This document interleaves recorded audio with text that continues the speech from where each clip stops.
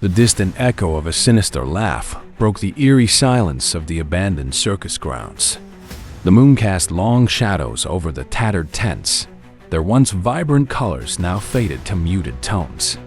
The gang's van rolled to a halt, headlights slicing through the darkness. Fred, ever the leader, stepped out first, his gaze fixed on the dilapidated big top ahead. Daphne clutched a flashlight, her polished nails trembling slightly, while Velma adjusted her glasses, squinting at the faint glimmer of movement in the distance. Shaggy and Scooby cowered near the van, clutching each other tightly. "Why'd it have to be clowns?" Shaggy muttered, earning a nervous whimper from Scooby. As they ventured deeper into the circus, the desolation became more pronounced. Torn banners flapped weakly in the cool breeze, and rusted carnival rides groaned under their own weight. Velma picked up an old newspaper lying in the dirt. The headline read, "Hypnotist Clown Vanishes Without a Trace."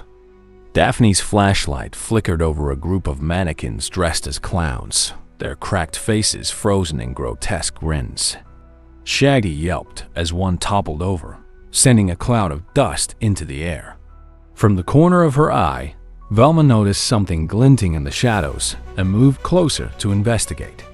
The Big Top's entrance loomed ahead, its red and white stripes now faded to dull grays. The gang hesitated, exchanging uneasy glances. Suddenly, the tent's lights flickered on, illuminating the stage within. A ghostly figure of a clown appeared, its translucent form hovering just above the ground. Its hollow eyes glowed an unnatural green as its laughter echoed through the tent. Scooby bolted, dragging Shaggy behind him, while Fred and Daphne stepped forward cautiously. Velma stayed rooted, her analytical mind racing as she tried to make sense of the apparition. Splitting up, the gang searched for clues. Fred and Daphne explored the perimeter, finding tangled wires leading into the tent. Daphne's keen eye spotted a trapdoor hidden beneath layers of dirt and straw. Meanwhile, Velma discovered an ancient projector tucked behind a pile of crates, its lens cracked but still functional. In the food tent, Shaggy and Scooby stumbled upon a cache of half-eaten popcorn and candy apples, but their snack break was interrupted by the sound of heavy footsteps. Turning around, they were met with the glowing eyes of the phantom clown. Back under the big top, the gang regrouped to compare notes. Velma theorized that the ghostly clown was a projection, but the eerie movements and glowing eyes suggested something more. Fred decided to set a trap, rigging the wires they had found earlier. Daphne uncovered an old diary near the trap door, its pages detailing the hypnotist clown's descent into madness. The gang's plan came to life as they worked together, determined to unmask the truth behind the phantom. The clown's laugh grew louder, its spectral form appearing more frequently as the gang executed their plan. Scooby and Shaggy, reluctantly acting as bait, led the ghost toward the center of the tent. The ghost's movements became erratic as it reached the trap Fred had rigged. With a snap, the wires pulled tight and the ghostly figure flickered, revealing its true form. A complex holographic projection controlled from a hidden console beneath the stage. Velma's discovery of the console led the gang to the mastermind behind the haunting. The circus owner, disguised as a maintenance worker, had orchestrated the entire scheme. His motive? To scare off potential buyers and keep the land to himself. Fred confronted him as Daphne filmed the confession, ensuring there would be evidence to turn over to the authorities. Shaggy and Scooby accidentally stumbled upon a vault containing the circus's financial records, providing further proof of the owner's schemes. As dawn broke, the gang stood outside the big top, relieved yet contemplative. The circus owner was taken into custody, his plan unraveled.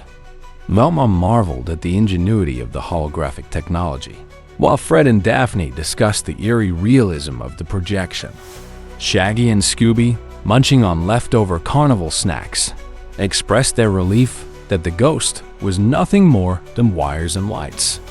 The mystery had been solved, but the chilling laughter lingered in their memories. Just as they prepared to leave, Daphne noticed something odd about the diary she had found. Its final pages mentioned a second act that the hypnotist clown had planned before his disappearance. Velma's brow furrowed as she read the cryptic notes aloud. The gang exchanged wary glances, realizing that their work might not be over yet. The van's engine purred to life as Fred drove them away from the circus grounds. Scooby and Shaggy, back to their usual antics, argued over a bag of popcorn while Velma pored over the diary's contents. Daphne, gazing out the window, couldn't shake the feeling that the hypnotist clown's story was far from finished. Fred tightened his grip on the wheel, silently preparing for whatever lay ahead.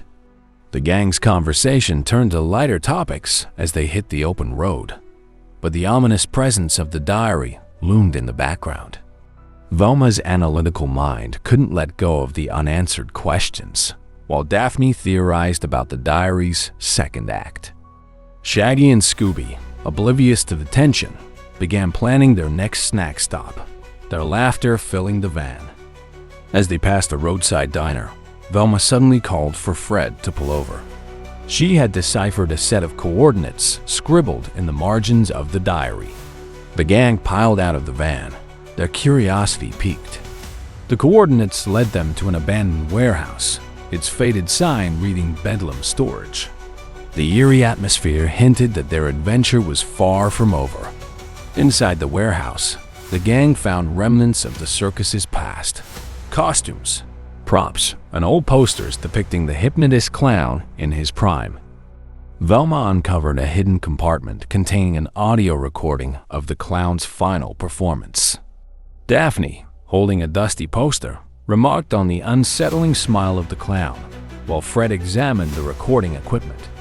Shaggy and Scooby, meanwhile, inadvertently triggered a hidden passage, sending them tumbling into the depths of the warehouse.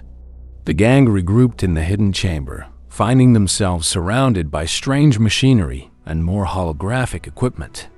Velma pieced together the clues, realizing that the hypnotist clown had been working on a final grand illusion before his disappearance. As the gang explored, the faint sound of laughter echoed through the chamber, sending chills down their spines. A shadow moved in the darkness, and the gang froze. Scooby let out a nervous whimper as the sound of laughter grew louder. The gang realized that their mystery had taken a darker turn. Velma, clutching the diary tightly, whispered, "It's not over." The van sped off into the rising sun, the gang ready to face the next chapter of the hypnotist clown's haunting tale. The night hung heavy over the small town of Oakhaven, its streets bathed in pale moonlight.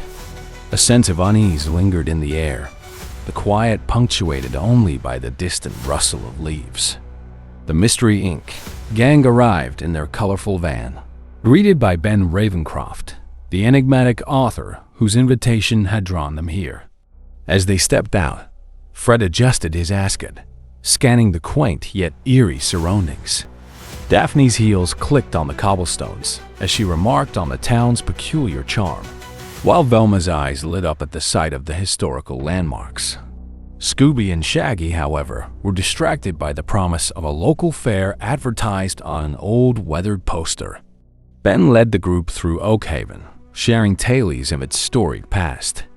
The town was abuzz with festivities celebrating its most infamous legend, Sarah Ravencroft, an alleged witch who had lived centuries ago. While most dismissed her as a victim of old superstitions, Ben believed she was a misunderstood healer. The gang listened intently, though Shaggy and Scooby's stomachs growled louder than their interest. At the fair, they stumbled upon booths filled with treats, but their enjoyment was short-lived as a spectral figure suddenly materialized, its translucent form shimmering under the carnival lights. The ghostly apparition sent the fair into chaos, scattering the crowd. Fred quickly took charge, rallying the gang to investigate. Velma analyzed the area where the ghost appeared, finding strange burn marks on the ground. Daphne comforted frightened townsfolk, gleaning snippets of information about previous sightings. Meanwhile, Shaggy and Scooby found themselves hiding behind a cotton candy stand, only to be spooked by a floating candlestick.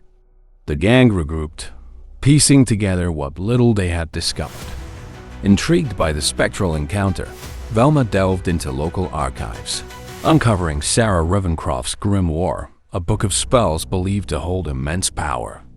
Ben was ecstatic, convinced the book could clear his ancestor's name. However, Daphne's intuition told her there was more to the story. As night fell, the gang ventured into the dense woods surrounding the town. The trees whispered secrets as they approached an ancient ruin, the supposed resting place of the grimoire. Their flashlights flickered ominously, casting eerie shadows on the moss-covered stones. At the ruins, Scooby sniffed out an entrance to a hidden chamber. Inside, they found the grimoire, its leather-bound cover adorned with arcane symbols. Ben's excitement turned to obsession as he cradled the book, mumbling about its potential. Velma noticed inconsistencies in his demeanor, but before she could question him, the spectral figure from the fair reappeared, its ghostly tendrils reaching for the grimoire. Fred instinctively shielded the group as they retreated, narrowly escaping the ruins. Back in town, the gang debated their next move. Velma expressed concerns about the grimoire's true nature, while Fred suggested setting a trap for the ghost. Daphne's research unearthed a chilling revelation. Sarah Ravencroft wasn't the innocent healer Ben claimed her to be.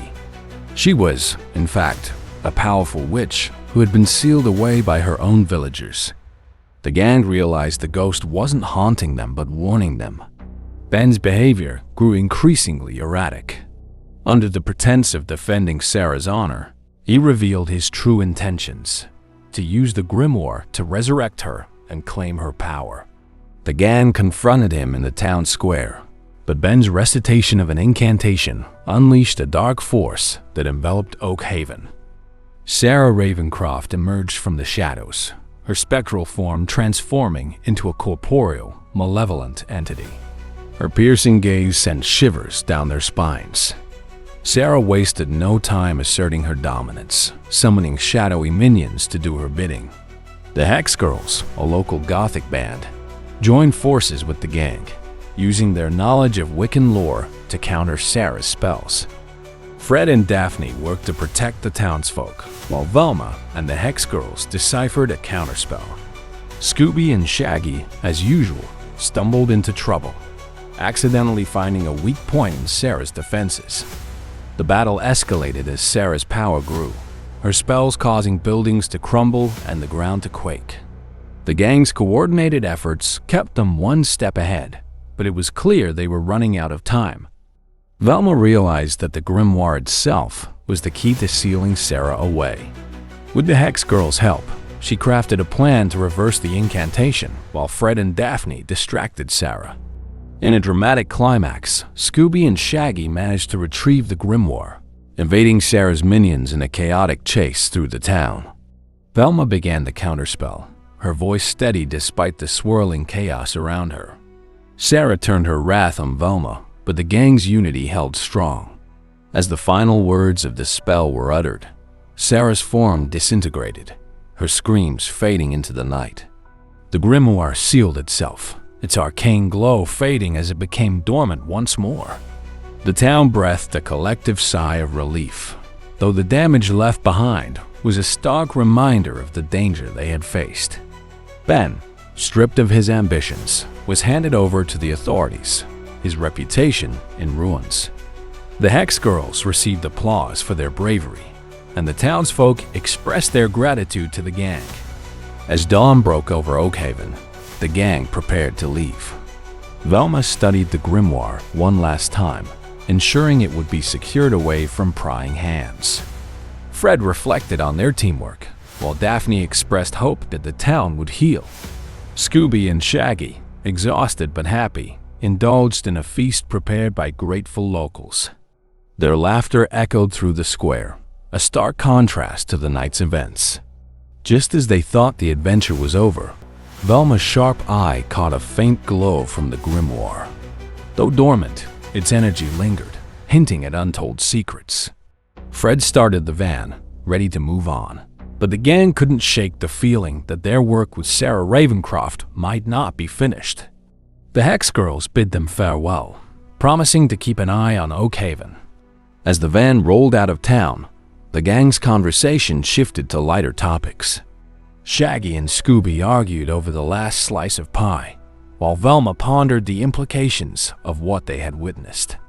Daphne snapped a photo of the sunrise, determined to preserve the memory of their victory.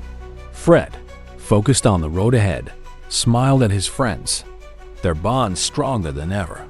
The open road stretched before them, but the grimoire's faint glow remained in Velma's thoughts. "We'll be ready for whatever comes next," Fred said confidently. Scooby let out a cheerful Scooby-Dooby-Doo as the gang sped off into the horizon, leaving Oakhaven behind but carrying its story with them, ready for the next mystery to unfold.